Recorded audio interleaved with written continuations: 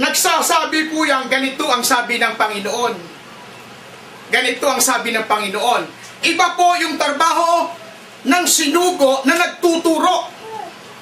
Iba po yung trabaho ng propeta na nagsasabi, ganito ang sabi ng Panginoon. Sinasabi niya, yung sabi sa kanya ng Panginoon, yung darating. At yung mangyayari. Ngayon, sa matandang tipan, totoo, meron pong mga babae ho dyan, na mga propeta. Dangan lamang nga po, sa panahong Kristiyano ho, ay hindi po pinahihintulutan na ang babae ay magturo sa totoong iglesia ng Panginoon. Dahil ang inilagay ng Diyos na para magturo, lalaki. Lalaki po. Wala po tayong mababasa. Ngayon, binanggit din po ang talatang ito kasi yung sinabi ni Pablo, mga babae, magsitahimik kayo. Tingnan pa, meron po ko ipapapansin po sa inyo kung tama ba itong ginamit yung talatang ito. Sa aklat ng unang Korinto 14 verse 27 hanggang 29. Pakibasa mo lang nga, kapatid. Tagalog. Oo. Kung nagsasalita ang sinuman ng wika, maging dalawa, o huwag sa tatlo at sunod-sunod, at ang isa ay magpaliwanag. Datapwat kung walang tagapagpaliwanag, ay tumahimik sa iglesia, at siya ay magsalita sa kanyang sarili at sa Diyos. At ang dalawa o tatlo sa mga propeta ay magsipagsalita, at ang mga iba ay mangagsiyasat. Okay, ito po hindi po ito sa pagtuturo. Ngayon, sa ibang talata ang paggamit, yung pagsasalita ng wika, pangangaral. Iba yung pangangaral, iba yung pagtuturo. Magkaiba po yan. At dito, mapapansin po natin na binanggit po rito yung salitang isang minuto. Binanggit po rito, dadapwat kung walang tagapaliwanag ay tumahimik siya sa iglesia. Pag sinabing walang tagapagpaliwanag tungkol doon sa wika na kanyang sinasalita, pinatatahimik. Ngayon, iba ho ito doon sa binanggit po ni Pablo, mga babae magsitahimik kayo sa iglesia. Iba ho yun. Kasi yung mga babae po doon na pinatatahimik, nagsasalita ng salita ng Diyos. Kaya nga sabi ni Pablo, sa mga babae ito, lumabas baga sa inyo ang salita ng Diyos o sa inyo lamang dumating? Kagustuhan lamang ng mga babae doon na sila magsalita ng Diyos. Na parang pinalilitaw nila na sila'y naging daluyan. Time out parang, okay. Sige po. Ganun po. Sige po, okay. Ito naman yung dito. Okay.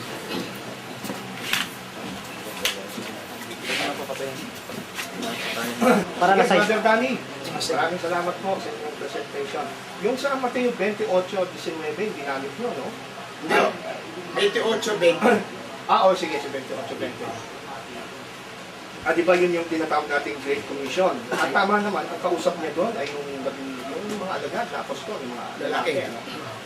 So tama, wala po akong tutol na lalaki yon. Pero yung mga tuturuan ng mga apostol, lalaki lang ba? O kasama mga babae? Kasama ang babae. Okay. Nagkakaisa po tayo ron. Kung kasama po ang mga babae sa tuturuan ng mga apostol, ano po ba yung ituturo ng mga apostol na itinuro sa kanila ni Kristo? Ito. Doon din sa talata pong yun. Di ba? Sabi ni Kristo, Ito po. na ituro ninyo sa kanila, naganapin ang lahat ng iniutos ko sa inyo. Ito ang sagot ko. Sige po, sige po. Sa aklat ng unang Korinto. Doon po tayo. Sa Mateo lang. Tinatanong ko ninyo. Pero ang tanong ko sa Mateo. Sa Mateo Huwag lang. niyo po kung tuturuan ng aking isasagot. Pero doon lang, Magtanong lang po kayo sa akin. doon lang ho kasi ang tanong ko sa Mateo, di ba? Hindi ho. Ang karapatan po niyo sa akin magtanong. Kaya Ngayon, po. ang karapatan ko naman sumagot sa tanong ninyo. Kasi Pero kung hindi nyo naman po karapatan na turuan ninyo ako yung sasagot ko sa inyo. Kasi ginamit ko yung Mateo, lalayo po tayo. Hindi, itong tanong So mo kayo. doon ko kayo tatanungin, huwag po tayo Tanongin lalayo. ninyo ako. Okay, Huwag so niyo akong turuan, no? So yung sa Mateo 28:19, tama, lalaki, mga apostol. Pero ituturuan nila, sabi nyo, kasama lalaki at babae. Opo. So kung ano yung ituturo ng mga apostol, yun din yung itunuro ni Kristo sa mga lalaki na apostol, tama? Okay. Okay, ang tinuro ni Kristo, sabi niya, gawin ninyong lahat ang mga bagay na inutos ko sa inyo. Okay. So kasama na dun yung pangangaral. So, Turo nga ako. so kasama na din yung pangangaral, pagtuturo. So ibig niyang sabihin, since kasama ang mga babae sa tuturuan ng mga lalaking apostol, kasama din sa ituturo ng mga apostol na ang mga babae mangaral din. Ang aking pong sagot, wala ho nakasulat po doon. Ang inutusan pong magturo, mga lalaki. Wala hong nakasulat po Kaya doon na tama po. kasama ang babae na Tama magturo. Pero yung tuturuan ng mga apostol, sabi niyo kanina, kasama babae. Correct, tuturo. So kung kasama ang yun? babae, ituturo din ng mga apostol na mangaral sila. Pinapasa lang naman ng mga apostol yung kanilang ituturo sa mga babae. Okay, okay yun. Yung pagtuturo, hindi po pinahintulutan ng mga apostol na ang babae magturo. Mangaral pwede. Kaso nga po, kasama yun sa ituturo ng mga lalaking apostol sa mga babae. Tanong na po kayo sa akin. mangaral. Kayo Yun nga po. na po nagpapaliwanag. Yun nga po. Kaya Ang karapatan nyo po magtanong. Alam ko yun. Sasagot ako sa inyong Alam ko yun. tanong. Alam ko yun. Okay, Kaya ano nga tanong po ninyo? Ang tanong ko, kung ang mga lalaking apostol magtuturo sa mga babae, Okay. siyempre ituturo din ng mga apostol sa mga tweet, kasama sa ituturo ng mga apostol sa babae na mangaral din sila. Tanong po nyo sa akin. Opo. Okay, sagot ko ho, Ah. ay utos ho mangaral ang babae, hindi utos magturo ang babae. Hindi ko ba, sa mga tweet, hindi kayang sundin ng mga apostol na lalaki yung utos sa kanila ng Panginoon. Kasi ang utos ng Panginoon sa Mateo, ituro nyo kung ano yung itinuro ko sa inyo. Ano yung tinuro ni Kristo sa mga... Teka muna po, napapayag po Kaya- kayo eh. Ano yung Magtanong tinuro? lang po kayo. Ano yung tinuro ni Kristo sa mga apostol? Ang tinuro niya, mangaral kayo. Ang sabi niya, yung pinangaral ko sa inyo, ipasa nyo naman sa iba na mangaral din. Teka muna po, Pastor Brad. Hindi, kasi Teka pinapaliwanag nyo po para maunawaan po natin ang Hindi, forma naiintindihan- natin pag-uusap. Naintindihan niyo ba yung question ko? Ako naiintindihan ko. Okay. Kayo hindi nyo po naiintindihan yung inyong Kaya nga, sinasabi. sagutin nyo. Bakit? Magtanong lang ho kayo. Sagutin Okay, sige. nyo. Bakit pagdating si Kristo, nung turuan niya ang mga alagad niyang apostol na lalaki, mangaral kayo, pero nung pagdating na sa mga apostol, tuturuan niya yung mga babae, sasabihin, huwag kayong mangaral. So magkaiba na ang turo ng apostol sa itinuro ni Kristo. Anong tanong mo ninyo? Yun nga, magkaiba ba ang tinuro ni Kristo sa mga lalaking apostol na mangaral kaysa sa mga turo ng apostol na huwag mangaral ang babae? O, pakinggan Kasi nyo lang ninyo naman ha. hindi nila sinunod yung utos ni Kristo. Ito, sasagot ako. Sige po. Kukunin ko po yung sinasabi po sa aklat ho ng Mateo. Okay. Kasi ito po yung ugat eh. Yeah. Ang sabi ganito, na inyong ituro Yes. sa kanila na kailang ganapin ang lahat ng mga bagay na inuutos ko sa inyo. At narito, sumasa inyong palagi ako hanggang sa katapusan ng sanglibutan. Ibig sabihin, teka muna ho, hindi pa tapos ang sanglibutan. Sumasagot po ako, no? Correct. Ngayon, sa makatwid, ang magtuturo na inutusan mga apostol. Correct. Eh ano ngayon ang utos ng mga apostol patungkol sa mga babae? Ito. Kaya nga, ganito ang pagkasabi. Tuturo. Okay. Kasi sa mga tweet, magkaiba na. Hintayin niyo muna pong sagot ko. Sa mga tweet. Ang aking tungkulin po, Kaya nga, sumagot sa inyong tanong. Alam ko na yung sasagot nyo, kaya nga ito'y susunod na tanong. Sige, Sa mga tweet, tinatanggap nyo, Alam nyo sa na mga eh. tweet, tinatanggap nyo na iba yung turo ni Kristo sa mga apostol at iba ang turo ng apostol sa mga alagad. Wala akong ganyan sinasabi. kasi sabi ni Kristo, ikaw lang ang nagsabi yan eh. Kaya nga sabi ko kanina, ang lalaki, 10 minutes pa. ang 5 minutes. inutusan na magturo. Sige, iwanan na po natin yan. Sinukit ka muna. Iwanan Tapos na ba kasi- ako? Hindi. Okay. Hindi, patapos Kasi na muna oras, siya. may oras po. Huwag yun lang tawagin ng pastor kasi hindi naman siya pastor. Ay, Ano lang kasi baka brother. Ayan, mas maganda. Brother. Brother, Kasi tayo. nayaman ang tungkulin mo ay magtanong, tungkulin ko naman sumagot sa tanong mo. Kasi naubos yung oras. Di advance natin ng Hindi. isang minuto kasi nasayang eh. Okay lang, Pakinggan po ninyo. Okay, ganda eh. Si Kristo ho ang nag-utos sa mga apostol na na inyong ituro ang mga apostol ang magtuturo. Ngayon, ano ang itinuro patungkol sa mga babae sa loob ng iglesia? Ito ang sabi. Babalikan ko ulit to. Ang sabi, ang mga babae ay magsitahimik sa mga iglesia sapagkat walang kapahintulutang magsalita. At kung ibig nilang malaman ang anumang bagay, ay magtanong sila sa kanilang asawa sa bahay, sapagkat mahalay na ang isang babae magsalita sa iglesia. Anong sinasalita? Lumabas baga sa inyo ang salita ng Diyos? Tanong ni Pablo sa mga babae, o sa inyo lamang dumating? Okay, next question. Okay, thank you po. Doon sa unang Korinto 14, 27 na 28, Okay. binanggit niyo yung 28, na tumahimik. Sino po ang pinatatahimik doon? Babae ba, lalaki? Dito ho, ang pinatatahimik po rito, babasa ko, dun din ho. Tanong ko lang kung lalaki, babae. Sa 28. Okay. Kasi ginamit ko. Okay, ganito. Sasabihin ko na po, kasama dyan ang babae. Hindi ko tinatanong kung kasama. Sino doon sa 28 ang pinatatahimik? Lalaki ba o babae? Ay mo kasi ako basahin, brad eh. Sumasagot ako sa iyo eh. Hintayin mo yung basahin. Patuloy ko. Ubus po ang oras. Pakitali. Huwag mo na katanungin kapatid. Ang dali na. Sa basahin mo. Isang taktika yan. Ikaw nagtitoktika. Pag ako'y tinanong, sasagot ako. Ang isasagot ko sa Biblia. Mahirap magsumagot nang hindi binabasa sa Biblia. Basa. Sa 28, lalaki ba babae Pakinggan mo muna. pinakatahimik? Ito ang sabi. Kung nagsasalita ang sima ng wika, maging dalawa, ay huwag hihigit sa 3, at sunod-sunod ang isa'y magpapaliwanag. Datapwat kung walang tagapaliwanag, tumahimik siya. Yung sino siya doon? Lalaki Ha? babae? Ang tinutukoy po rito, yung nagsasalitang sunod-sunod. Sino nga? Lalaki, babae? Ay wala namang sinabi nito ng lalaki at babae. Okay. Pagka binasa mo sa... Pakinggan mo. Pagka binasa mo sa Teka wikang muna. English, sandali. You control me. My time, this is my time. May time. Ang tanong ko sa iyo, pag binasa mo sa wikang English, ano ba yan? Him or her? Oh. Okay, direkta na kita, Brad. Total, tinatanong mo ko ng ganyan eh. Ang sagot ko, lalaki at babae. Ayun, di ba't ka nangangaral? Pati pala babae, ay lalaki tatahimik. Alin? Di dapat pati ikaw hindi Ang pinatatahimik dito, yung nangangaral. Hindi, lalaki. Di ba kasabi mo kasama lalaki? Pakinggan mo, bro. Di ba lalaki ka, Pakinggan mo muna. nangangaral ka? Dapat tumahimik ka. Pakinggan mo ako. Ang tinutukoy dito na nagsasalita ng mga wika, ito'y mga nangangaral. Lalaki at babae, yung sunod-sunod na wala sa ayos dahil ang Diyos ay Diyos ng kaayusan. Okay? Pero ang babae, pinatatahimik sa iglesia sa kalagayan ng pagtuturo. Okay, anong pinagkaiba ng pagtuturo Ay, sa propesiya? Ito. Tinatanong ulit ako. Tinatanong mo ako, ha? Ang pagkakaiba ng pagtuturo sa propesiya? Ulitin ko, unang kapatid. Ang nagpa-prophecy, ganito ang sabi ng Panginoon. Okay. Okay? Yung nagtuturo, teaching yun. Itinuturo niya ang buo na kautusan ni Kristo. Okay. Ayun ang iba. Eh, propeta, hindi buong kautusan ni Kristo ang tinuturo. Ay, hindi buo.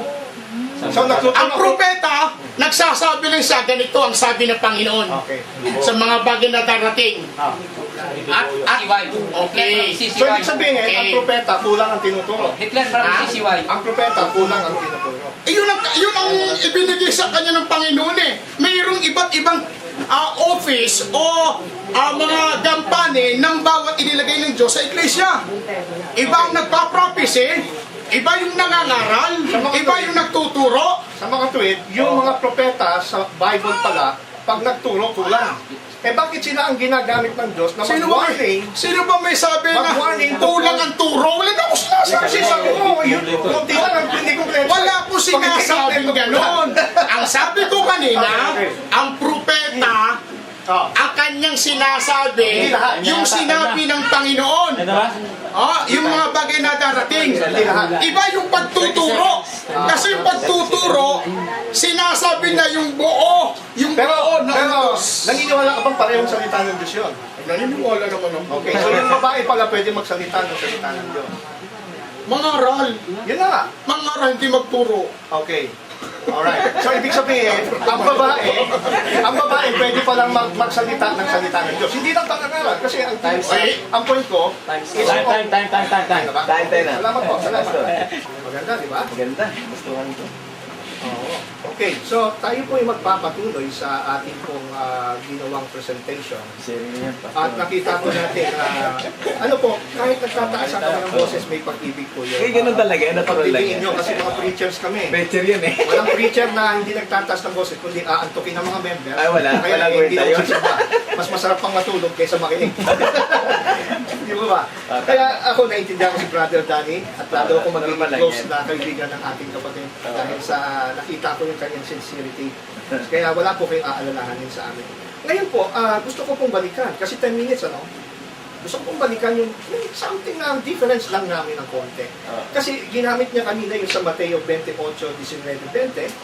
Siguro maganda ay ako na po, papasahin ko rin po ulit ang ginamit sa atin ng ating kapatid na Danny sa Mateo 28:19-20 na ang sabi ng Panginoon sa wikang Tagalog ay ganito. Kaya paghain ninyo, gawin ninyong alagad ang lahat ng mga bansa. Bautismuhan ninyo sila sa pangalan ng Ama at ng Anak at ng Espiritu Santo. At turuan silang sundin ang lahat ng mga bagay na inutos ko sa inyo. Ano pong sabi ng Panginoon? Ito ang kausap niya, wala po tayong pagtatalo, wala kaming pagtatalo dito. Na, puro lalaki to, ang kausap niya, lalaki talaga. Sa mga apostol. Ang point ko ito, nung sabihin ni Kristo, kausap niya yung mga apostol, sabi niya, turuan, nasundin ang lahat ng mga bagay na inutos ko sa inyo. So ano ba yung isa sa mga bagay na inutos ni Kristo sa kanila? Yung magturo. Ulitin ko, verse 20, at turuan silang sundin ang lahat ng mga bagay na inutos ko sa inyo. So ang pinag-uusapan dito, pagtuturo, teaching, no? Okay, so kung halimbawa, ako yung isa sa mga alagad, o ako yung isa sa mga apostol, sabi sa akin ni Kristo, turuan mo yung mga alagad na gagawin mo, na kung ano yung tinuro ko sa inyo, ituturo mo rin sa kanila, kung ano yung inutos ko sa inyo, inutos mo rin sa kanila. So, ibig sabihin, pagka si Kristo nag-utos sa kanyang mga apostol, at yung mga apostol ituturo doon sa mga members, walang dagdag, walang bawas. Okay? So, chain reaction po ito, mga kapatid. Kung ano yung tinuro ng apostol, and nagandahan nga ako sa pangalan ng church ko kasi apostolic teachings. So, ibig sabihin, kung ano yung tinuro sa mga apostol, ituturo sa mga members ng church na ito. Yes. Tama po, ito ang apostolic teachings Ang point ko lang ito, kaya tinanong ko siya kanina, okay, ang kausap ng Kristo mga lalaki.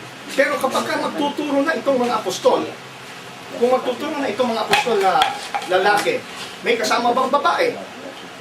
Nag-agree naman siya, may kasamang babae. So, ipapasa lang ng apostol kung ano yung sinabi ni Kristo doon sa babae. Ano ba sabi ni Kristo doon sa apostol? Kung sino ituturuan mo, ituro mong ganapin ang inutos ko sa iyo.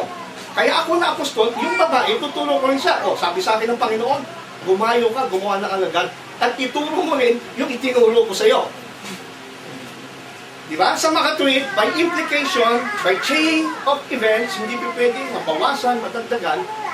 Kung ang mga apostol tinuruan na sabi ni Kristo, yung tuturuan nyo, ituro nyo rin tinuro ko. Ano bang tinuro ni Kristo sa mga apostol? Mangaral kayo, magturo. So kung ano ituturo ng mga apostol doon sa lalaki babae, magturo kayo, mangaral. Walang dapat kontrahin sa sinabi ni Kristo. Sana nakuha niyo yung point ko. Kaya lang, doon sa implication, doon kami nagkaroon ng difference. Sa kanya, nag-agree kami, lalaki ang kausap, ang sinabi, totoo, magturo. Kaya lang pagdating sa kanya, yung mga apostol, iba na ang turo sa mga babae. Ang mga babae, kailanman huwag magturo. Samantalang, hindi ganun ang utos ni Kristo. Buti sana kung ang tuturuan ng mga apostol ay puro lang lalaki, okay lang. Kaso inadmit niya, kasama mga babae. Ano ituturo sa mga babae? Turuan sundin ang lahat ng bagay na inutos. So yung mga babae na inamin niya kasama doon sa tuturuan, magtuturo din. It's a chain reaction. Kaya pag-isipan nyo, paano nangyari yung sinabi ni Brother Danny, sabi ni Kristo, yung mga tuturuan ng mga apostol, turuan mangaral. Tapos pagdating sa mga apostol, pagtuturo ng babae, huwag kayong mangaral. Huwag kayo iba, di ba?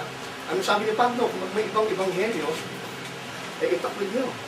Kapag ka ganun ang turo ng mga apostol, I think magkakaroon ng problema. Hindi magiging tapat ang mga apostol at hindi makakarating sa atin ang apostolic teachings. Kung talagang nakarating sa inyo ang apostolic teachings, dapat ang mga babae nyo nangangaral.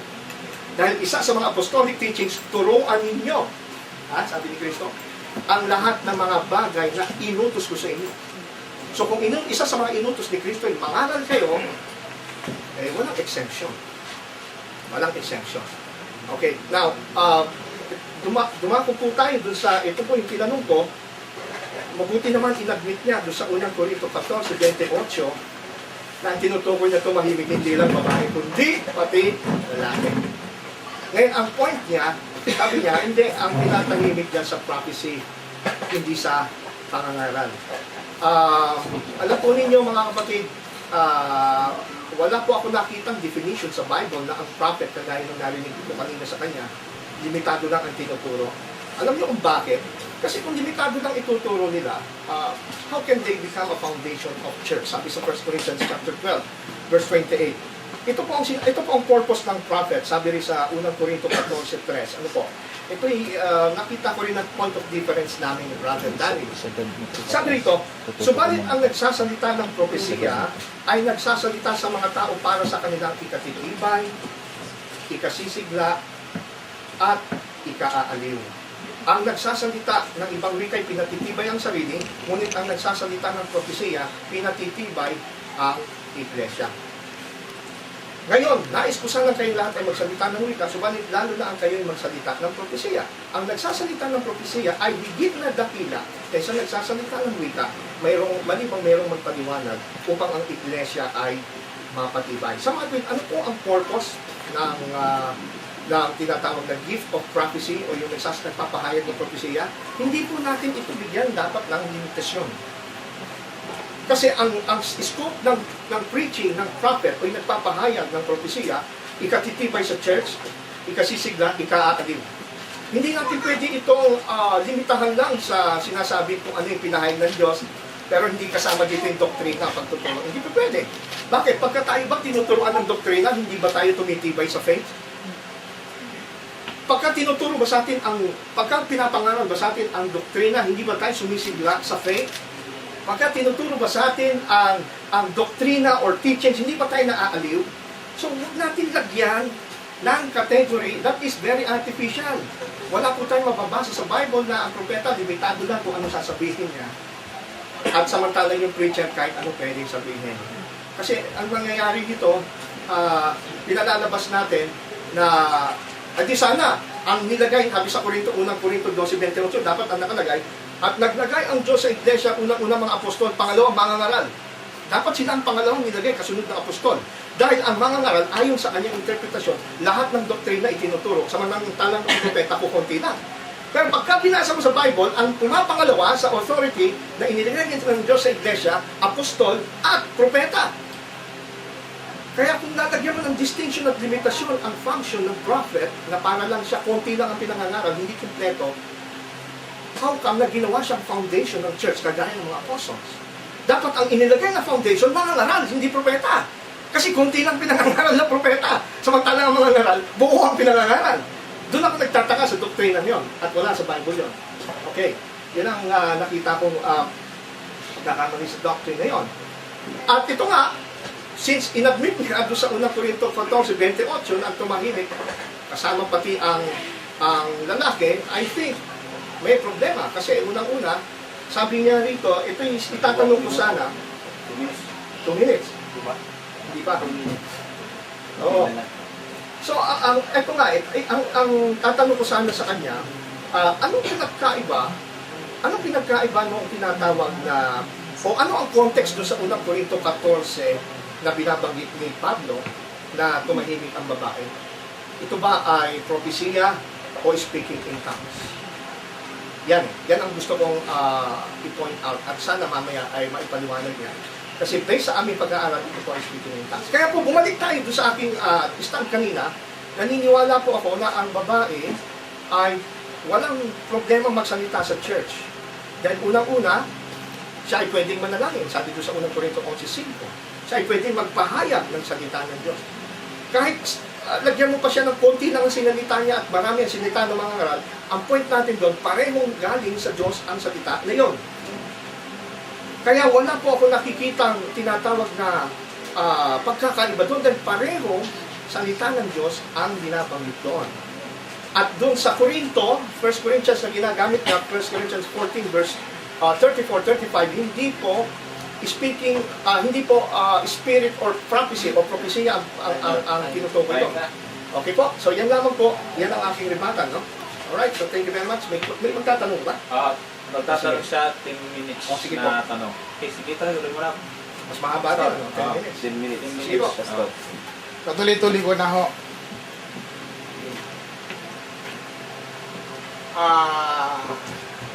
Yung sabi nyo kanina tungkol dun sa aklat ng Mateo 28:20. Kasi ginamit ko yun eh. Mateo, no? Oo. Na yung inutusan, tanggap ninyo na ang lalaking inutusan eh. Oo, tama naman. Ang magtuturo, hindi babae. Tama ba ho yun? Well, Doon sa talatang yun. pareho tayong naniniwala na lalaki yung direktang kausap ni Kristo kasi mga apostol ito. Pero nung pagka i-apply na nila yung sinabi ni Kristo, inamin mo rin na kasama babae, hindi ng lalaki. Ang tanong ko, ganito, doon sa talatang ho yun, sa aklat ng Mateo 28:20. Correct. Tinatanggap nyo ba ho na hindi babae ang inutusan? Tinatanggap natin. Wala namang tayong pagtatanggap. Okay. Titanggap nyo rin po na ang magtuturo hindi babae sa talatang yun. Hindi gano'n. Kasi, nung susundin na, doon sa talatang yun. Kaya nga, kung susundin na ng mga apostol dito, halimbawa tayo yung apostol, magtuturo na tayo ngayon. Kaya nga tinanong kita kanina, sino yung tuturuan ng mga apostol? Lalaki lang ba o babae? Sabi mo, kasama babae. Doon tayo Ang nagkasundo. tanong ko po, Pastor, Brad, Huwag nating hindi, ganito po, i-reply ko lang mo yung aking tanong. Huwag mo nang i-reply yung kung sino yung mga apostol, may babae Ito muna ho. Kasi Oras ko ng pagtatanong eh. nagkakaisa naman tayo. Yan na naman. Nagkakaisa tayo, di ba? Sagot lang mo kayo. Lalaki yun, lalaki. Teka muna naman ho. Sagot nga yun. Sagot lang. Kaya nga, sumasagot ako eh. Replay ko lang yung tanong ko no, para malinaw. Okay, re-replay ko rin yung sagot ko. Tinatanggap nyo ba ho yung aklat ng Mateo 28:20 Okay. na ang inutusan na magtuturo lalaki? Eh, wala namang tayong problema rin eh. Sayang yung oras mo. Magtanong ka ng iba na may point ka. Kasi Sumagot lang mo kayo. nagkakaisa na tayo. Sayang yung oras Wala mo. akong sagot eh. Ayun nga, pareho nga tayo rin sabi ko. Lalaki Pareho, yung mga lalaki. Hindi Okay. ako naniniwala si Maria Magdalena yung apostol. Okay. Lalaki. Hindi babae po ang inutusan na magturo sa talatang yun. Wala nga tayong Hindi babae. problema ron. Sayang yung oras mo. Ang tanong mo, ang itanong mo dapat, yung tuturuan nila. Ito na ang tanong. Yung tuturuan nila, lalaki lang ba o may kasamang babae? Matalay, ayos sagutin ni Hindi, brother eh. sagutin na eh. Na hindi... Naaawa ko sa'yo maubos yung oras mo. Huwag kang maawa sa akin. Tinutulungan lang kita Ako, kapatid. nagtatanong ako, huwag mo O akong sige, gusto mo yung oras mo, okay na. Kaya ang sabi ko nga, Okay. na kung Ayan lang ang natin. lalaki ang lalaki, inutusan na lalaki. magtuturo, di Anong hindi point babae. doon? Di ba ganun yun eh? Yes. Alright. Anong point ngayon doon? Di hindi babae. Anong point? Ngayon, nung ituro ba ng mga apostol, sa babae, pinahintulutan ba ng mga apostol na ang babae magturo ayon sa Biblia? Okay. Ang sabi rito, siyempre, hindi po magbabago yung mensaheng naabot ng apostol mula kay Jesus. Kung ano yung mensaheng nakuha nila kay Jesus, yun din yung mensaheng ibibigay nila sa babae. Ang sabi ni... Sagutin ninyo. Ito nga, sagot ko. Ang sabi ng Jesus sa mga apostol, turuan sila, kasama ang babae, nasundin ang lahat ng bagay na inutos ko sa inyo. Eh ano ba yung isa sa mga inutos? Mangaral kayo gumawa ng alagad. So iutos yun ng mga apostol sa mga babae. Sa makatwiid, may utos ang mga apostol. Kung ano yung inutos eh. Sa makatwiid, may utos ang mga apostol sa babae na magturo sila sa iglesia. Ay, hindi. Sagot. Ayun ang implication nito. Sagot to kayo. Yun ang implication niya. Merong utos. Okay. Kung merong utos ang mga apostol na ang babae magturo sa iglesia, sa ano ninyo mababasa sa Biblia na inutusan ng mga apostol ang babae na magturo sa iglesia? Kaya nga sabi ko sa'yo, by implication. Pag sinabi by implication, kahit hindi word for word, sinasabi rito, uulit na naman tayo doon sa talatang binasa ko, sa unang Korinto 11, ang bawat babaeng nananalangin at nagpapahayag. Babalik na naman tayo ron. Basta sumaguto kayo. Wala Ayun naman ang sagot ninyo. wala naman, Ayun ang sagot ninyo. wala naman sinabi si Pablo na bawal ang babaeng manalangin, bawal magpahayag. Ayan na nga po ng sagot salita ninyo ng- eh. Ayun, Okay, sagot ninyo. ito ay related to sa Okay. Mateo. Oo. Hindi sumasalungat. De, ang babae, ayon doon sa inyong sagot, pag nagpahayag ang babae, nagtuturo ho yun. Correct. Okay. Saan yung nagtuturo? Uulit na naman tayo. Tinatanong po kayo eh. Kaya nga, uulit na naman tayo. Sumagot lang po kayo. Kaya nga, ulit Wala nang sagot eh. uulitin mo yung tanong, uulitin ko lang yung sagot. Sa Ano yung sagot? oras mo, walang bago eh. Saan? Walang bago. Okay. Nais ko sana, sabi rito, unang Korinto 14:3, so nagpapahayag. Ano ba ang ginagawa ng papahayag? Ang nagsasalita ng propesiya, nagsasalita sa tao sa kanilang ikatitibay. Ang doktrina ba, hindi ba ikatitibay? Ikatitibay yan. Ikasisigla. Ang doktrina ba, hindi ba nakakasigla? Nakakasigla yan. Ikaalim. Kasama yan sa doktrina. So pagtuturo yan, para Okay, ikaw ay okay, makapagpaalim. okay. Sandali, sandali. Umulan po Para sa ikaw ibang oras ko. para ikaw ay makapagpatibay sa pananampalataya, kailangan mo magturo. So, tama na yung sagot mo ba? Tumalong po yung oras ko. So, Di, yun ang sagot, yun ang sagot mo. Okay. Ito na pala siya. Oh. Susunod na aking tanong sa'yo, Brad. Na yaman, kapag sinabing nagpapahayag, nagtuturo yun sa iglesia, sabi niya. Kaya nga tumitibay sa faith eh. Ang babae. Ayun, babae Okay. nagpo-propesya. Meron ka bang mababasa na kasama sa iglesia nagtuturo ang babae? Ay, uulit na naman tayo. Masarap sa bagay, okay din yan, madali yung ginagawa, no? Ulit-ulit lang ako. Sa unang Korinto 11, 11:5, sabagay, maganda yung ulit-ulit para maunawaan. Ang babae nananalangin, nagpapahayag. At ang sabi sa Korinto 11:14, ang nagpapahayag sa ikatitibay. Pagka tumitibay ang faith mo, ibig sabihin, natuturuan ka. Wala namang pagkakaiba nun sa iglesia yun. Okay. At tumitibay ang faith mo, tinuturuan ka. Kasi what's the purpose? Ba't ka nagtuturo sa iglesia? Okay. Para tumibay ang pananampalataya. Okay. Di ba? Okay. Sa kanya, nilalagyan niya ng pagkakaiba yun. Okay. Wala namang pagkakaiba Okay, okay na yun. pa yung sagot mo. Sa makatwid, ang pakahulugan nyo, nagtuturo. Ngayon, nung sabihin ba ni Pablo ang babae na hindi pinahintulutan ang babae magturo, mali ba yun? Tama. Ang ulit na naman ako. Ha? Kung ano yung sagot ko ng una, yun din. Tinatanong Bilang kita eh. pastor. Sumagot ka lang. Yun nga, yun ang pastor. Oras mo. Karapatan mo sumagot sa tanong ko. Kasi kala ko naintindihan mo na yung sagot. Ako, Brad, tandaan ko ninyo. Ako, kapag ako magtanong, karapatan ko yung karapatan niya sumagot. Di ba ganun yung Brad? Tama naman. Ganun din naman ang ginagawa ko. Pag siya magtatanong, sasagot ako eh. So, ulitin ko rin yung sasagot ko. Sumagot ka lang. Ang yung sinasabing huwag magtuturo bilang pastor sa iglesia, at kami, wala kaming pastor na magtuturo sa iglesia na babae, nagkakaisa tayo ron. Ang sabi ko ganito eh. Wala kang sagot eh. Reply na. Unawain mo, Brad, yung aking tanong. Sige.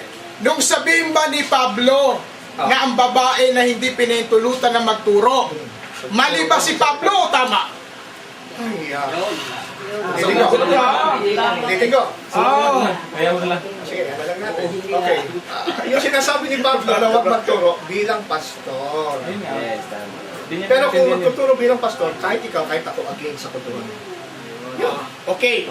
Anong ibig mo sabihin na bilang pastor na magtuturo ka? Anong ibig mo sabihin? Halimbawa, makikita mo sa amin, doktrina na si Ellen G. White ay presiding minister or presiding overseer ng Seventh-day Adventist, talo na ako doon. Kasi, pag sabing presiding overseer, at siya ay naging president ng General Conference at ordained minister and pastor of the church, lalabas na ako ng Adventist. Ibig mo sabihin, Kasi authority government yun eh. ang tinutukoy Para mo sa yung lalaki pamumuno. Yung pamumuno. Para sa lalaki Hindi na naman pamumuno ang aking tinatanong sa iyo eh. Yung pagtuturo. Hindi na. Iba yung pamumuno ng babae. Iba yung pagtuturo ng babae sa Tama. iglesia. Tama naman yun.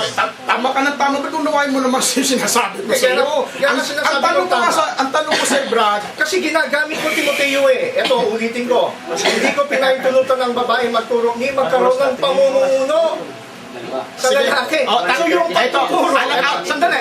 Alang-alang tapos na yung aking tanong. Sandali. Yung pagtuturo dito may kinalaman sa pamumuno. Ulitin ko. Hindi ko pinahintulot ng babae ay magturo, ni magkaroon ng pamumuno sa lalaki. So, pagka ginamit mo sa against us, wala kang point. Kasi, ang pinag-usapan dito, pamumuno. And sabi mo, hindi pamumuno ang paksa. So, why are you using this against us?